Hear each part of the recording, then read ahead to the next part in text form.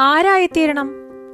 ഓരോരുത്തരുടെയും ഭൂതകാലം ചികഞ്ഞാൽ ഇങ്ങനെയൊരു ചോദ്യം നേരിട്ടതായി കാണാം. എങ്കിൽ ഒരു ചോദ്യം കൂടി വർത്തമാനത്തിൽ ബാക്കി നിൽക്കുന്നു. എന്നിട്ട് ആരായിത്തീർന്നു?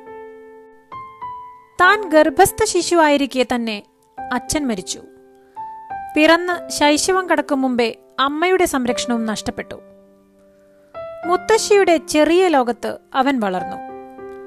കാലത്തിനൊത്ത ചെറിയ സ്വപ്നങ്ങളായിരുന്നു അവർക്ക്. കുട്ടിയെ ഒരു മിടുക്കനായ കൃഷിക്കാരനാക്കണം, അവന്റെ അച്ഛനെപ്പോലെ. പ്രാഥമിക വിദ്യാഭ്യാസം പോലും ഇല്ലാത്ത ഒരു പാവം കുട്ടിക്കർഷകൻ, അതായിരുന്നു അവൻ.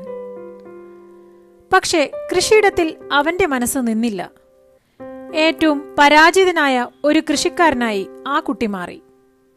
വീണ്ടും സ്കൂളിലേക്ക്, കോളേജിലേക്ക്, ഉന്നത വിദ്യാഭ്യാസ രംഗത്തേക്ക്. ഇടയ്ക്കൊരിക്കൽ തന്റെ അമ്മയുടെ കൃഷിഭൂമിയിലേക്ക് ഒരു മടങ്ങിവരവ്. ആ വരവിൽ ലോകത്തിന്റെ ചിന്തയെപ്പോലും മാറ്റാൻ അവനായി. കൃഷിയിടത്തിൽ താഴേക്ക് പതിച്ച ഒരു ആപ്പിൾ കഥയിലൂടെ ലോകം അവനെ കണ്ടു. സർ ഐസക് ന്യൂട്ടൻ, ലോകത്തിലെ ഏറ്റവും സ്വാധീനശക്തിയുള്ള ശാസ്ത്രപ്രതിഭ. ആരായിത്തീരണമെന്ന് ആരൊക്കെയോ തീരുമാനിക്കുന്നു. പക്ഷേ കാലം നമ്മളെ മറ്റൊന്നാക്കി തീർക്കുന്നു. പ്രതീക്ഷകളുടെ അമിതഭാരം കളഞ്ഞ് കാലത്തിനൊപ്പം വളരാം.